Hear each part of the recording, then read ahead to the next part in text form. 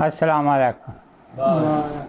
गल मैं सुनान लगा, भावें 14वीं सदी है या कुछ भी, कैसे तरीके ने ये बंदा एक बीबी जी खर्चा करती है तो बंदा उन्हें कुट्टी जाता तो मारी जाता है, कोई हासिल नहीं होता।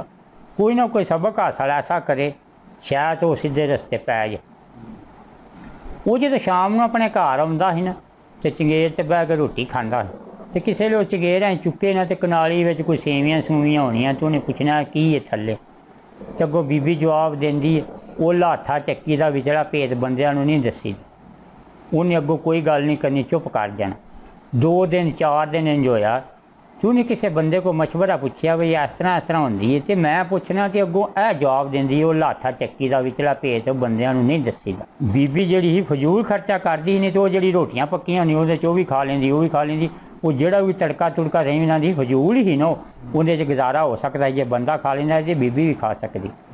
उन्हें एक बंदे ना बाबे ना वडेरे ना मशवरा किया भाई 2-3 दिन हो गए ने यह जवाब मिलता।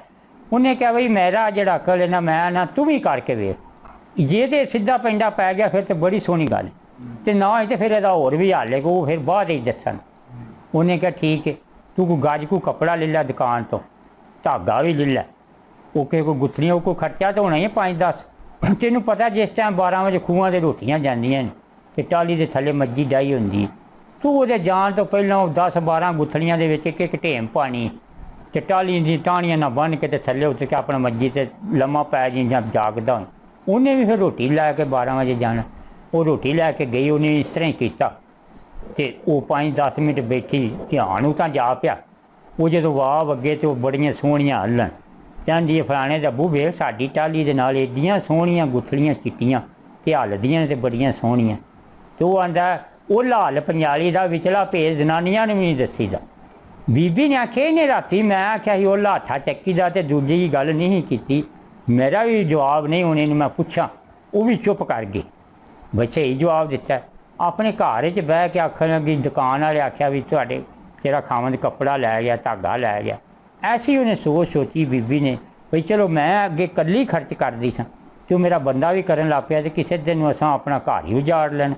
उन्होंने तड़का मड़का लाना छड़ दिता। कैसी उन्होंने ना एक दूजे को गाल कड्डी ना मारिया तो वो सीधे रस्ते पै गए। वो बंदा भी सीधे रस्ते पै, कोई तरीकाकार भी होंदा है, किसी तरीके ना समझाओ कोशिश करो, एवें ना शायद वो समझ ही जाए। उन्होंने दोवें घर अपने मियाँ बीवी का अच्छा वक्त गुजारिया जाए।